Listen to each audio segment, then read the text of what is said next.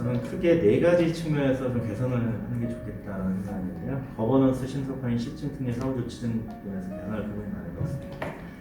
즉 제가 과기부 산자부 규제 샌드박스 시 사전심의를 들어갔더니 그 본심의에도 대리인 자격으로 참여한 적이 있습니다. 그러니까 사전심의할 때는 심의하는 입장이었다가 또 제가 샌드박스 신청 기업의 대리를 맡을 때는 대리인으로 본심의에 들어가고 했는데요. 규제 소관부처가 반대하면 통과 안 시켜줍니다.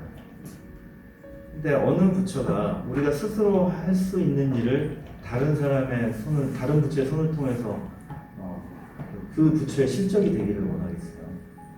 내가 하겠죠. 그러니까 내 손으로 코를 풀 수 있는데 남이 코를 풀어주는 거 기분 좋습니까? 전혀 아니겠죠.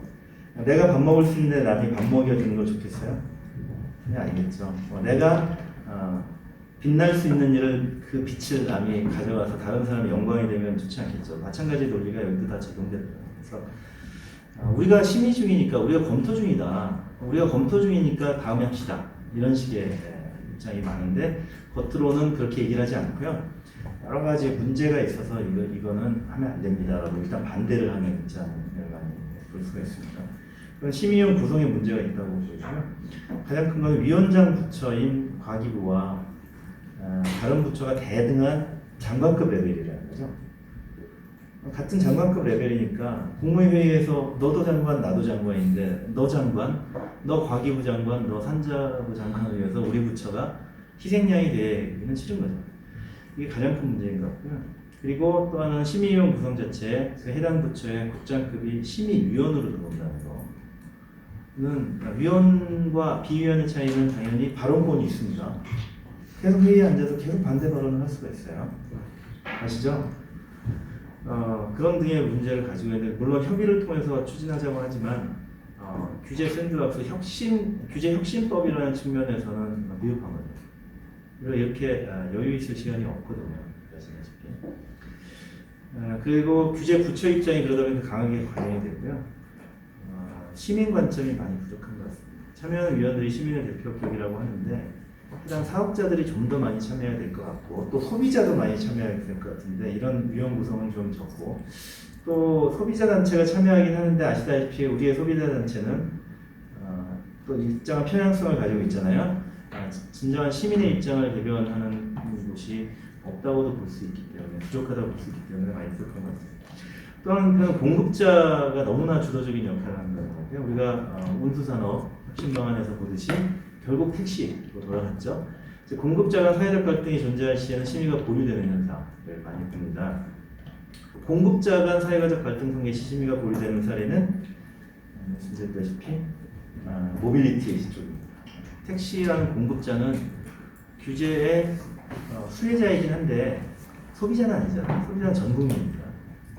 근데 소수의 공급자가 국민의 어떤 새로운 모빌리티를 즐길 권리, 향유할 권리를 맡고 있는 형국인데 정부는 예를 들어서 중재적인 역할 또는 일부라도 실험을 할 수 있게 하는 역할을 전혀 하지 못하는 사례를 우리가 잘 알고 있죠.